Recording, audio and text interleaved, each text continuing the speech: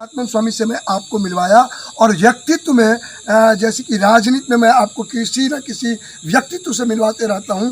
तो अभी हमारे साथ में है जनता दल यूनाइटेड के श्री कुंजेश्वर शाह जी, आपका बहुत बहुत स्वागत है। सर नमस्कार। नमस्कार। कहिए, आप अभी क्षेत्र में इसी में घूम रहे हैं, आपकी सरकार भी है, क्या क्या समस्या आपको दिखाई दे रहा है? समस्या तो जब कोसी ही हमारी समस्या है और कोसी से होने वाली समस्या ही हम लोगों की समस्या है। तटबंध के दोनों तरफ वाटर लॉगिंग है और 4 किलोमीटर के लगभग में दोनों बगल वाटर 12 महीना पानी जमा रहता है, जहाँ भाकन और मक्खर पैदा लेता है। जी जी। उपजा नहीं होती है। अगर वहाँ के बाल बच्चे अगर दिल्ली पंजाब हरियाणा नहीं जाएं तो उनके बाप को और माँ को अन्न भी नसीब नहीं होगा। ये बहुत बड़ी समस्या है हमारे क्षेत्र की। एक बहुत बड़ी समस्या थी, वह था हमारा मिथिलांचल 2 भाग में बट गया था। माननीय मुख्यमंत्री जो हमारे आज के वो युग दृष्टा हैं माननीय नीतीश कुमार जी, उनकी कृपा से मिथिला का मिलन तो हुआ, लेकिन समस्या अब भी बाकी है। वाटर लॉगिंग की समस्या है, उससे बाहर निकलिए हर खेत को पानी की समस्या है। बिजली का कोई कमी नहीं है, घर घर जल नल बन ही रहा है। माननीय मुख्यमंत्री का ये सब क्रांति जो है जल नल ये स्कीम, ये तो हमारे समाज के एक एक व्यक्ति के लिए बहुत लाभप्रद है और जनता इसको महसूस भी करती है। और माननीय नीतीश कुमार को युग का दृष्टा नहीं, वो विश्वकर्मा भी लोग मानते हैं। इसी परिस्थिति में जनता हमारे राष्ट्रीय नेता के साथ हैं और माननीय प्रधानमंत्री के साथ हैं। आप इस जो अभी आपने समस्याएं गिनाई, आपकी सरकार थी, संजय झा जल संसाधन मंत्री हैं आपके क्षेत्र में, इसके लिए आपने कभी बात किया कुछ ऐसा? कुछ इसलिए कि मैं 5 से 10 तक MLA था जी। बलवा पुल का निर्माण उसी पीरियड में हुआ था जी। लेकिन 10 के बाद मुझे टिकट नहीं मिला था जी जी। और फिर 15 में वो सीट शेयरिंग में चला गया।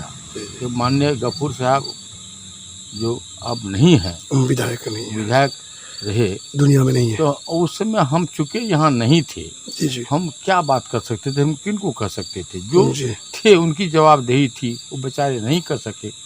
अगर भविष्य में मौका मिलेगा इसको हम उठाएंगे भी और प्रयास करेंगे। हमारे माननीय मुख्यमंत्री इस मामले में इनका कोई इनके खुशी मुझे एक बात को लेकर के हो रही है कि अभी जितने नेता हैं वो पटना में डटे हुए हैं और क्योंकि उनको टिकट की चाह है। कहीं ऐसे में आप इधर क्षेत्र में घूम रहे हैं, आपकी टिकट कट गई तो कोई बात नहीं, हम दल का काम करते हैं, दल का काम करते रहेंगे। और हमने आवेदन दिया है, सब लोगों ने आवेदन दिया है। निर्णय हमारे माननीय राष्ट्रीय अध्यक्ष माननीय नीतीश कुमार जी को करना है, वो हमको योग्य समझेंगे तो हमको टिकट देंगे। तारीफ करनी होगी आपके बेबाकी की। लेकिन मैं एक सवाल जो कटु है, थोड़ा सा कड़वी है, बड़ी सवाल है कि महिषी ग्राम जो सांस्कृतिक रूप से, पौराणिक रूप से, ऐतिहासिक रूप से बहुत ही महत्वपूर्ण है मंडन मिश्र को लेकर के क्या कहना चाहेंगे? वो ही नहीं है महिषी विधानसभा में, इसको क्या कह रहे हैं? इसमें न हमारे सरकार का कोई दोष है और न इसमें हमारे राष्ट्रीय सरकार का कोई दोष है। यह तो प्लानिंग योजना जो है, जो क्षेत्र का निर्धारण करते हैं, वो कमीशन का यह दोष है कि वैसे पवित्र स्थान को जिसके नाम से यह क्षेत्र है उसको इससे अलग कर दिया है, तो उस कमीशन का मामला है। इसमें सरकार क्या करेगी? कोरोना महामारी के चलते चारों तरफ हाहाकार मचा है और मैं भी आपसे सोशल डिस्टेंस में बात कर रहा हूँ, आप मास्क भी लगाए हुए हैं, लेकिन ऐसी भीषण परिस्थिति में आप अपने दिल से कहिए, क्या चुनाव बहुत ज़रूरी थी या ये बिहारियों की हिम्मत की दाद देनी होगी चुनाव आयोग की जो यही लड़ सकता है इस महामारी से, या ये हमारी मजबूरी है? क्या मानते हैं? ना हमारी मजबूरी है, सैद्धांतिक है, नियमानुकूल है, संवैधानिक व्यवस्था है और संवैधानिक व्यवस्था को मानना सरकार का काम है, हमारे पार्टी का काम है और हमारा भी काम है।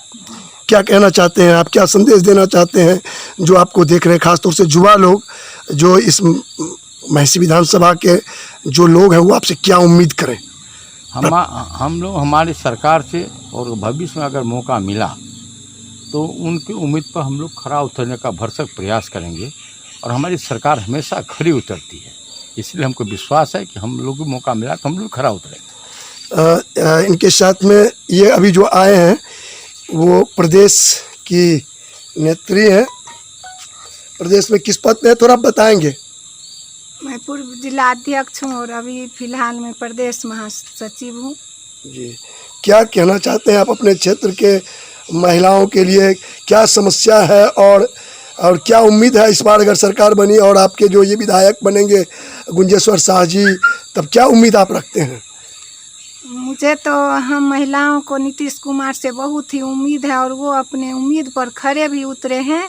और ख़ासकर हमारे ये गुंजेश्वर बाबूजी जो पूर्व विधायक भी रहे हैं, इन्होंने महिषी विधानसभा के लिए जो काम किया है, मिथिला को पाटने का, सहरसा और दरभंगा की दूरी को कम करने का, और यहाँ के हर एक जनमानस में मैं जहाँ भी जाती हूँ हर एक के जुबान पर ये है कि गुंजेश्वर बाबू को अगर टिकट मिल जाए तो इसमें हम लोग उनका कर्ज अदा करेंगे, क्योंकि इन्होंने जो हम लोगों को बलुहा पुल दे के सरकार से हम लोगों के लिए जितना हम लोगों के ऊपर उपकार किया है, उस उपकार का बदला हम लोग सिर्फ एक एक वोट से देंगे। और ख़ास करके हम महिलाओं का इन पर बहुत ही आशा है और हमारी सरकार पर, हमको नीतीश कुमार जी पर, हम महिलाओं को बहुत गर्व है।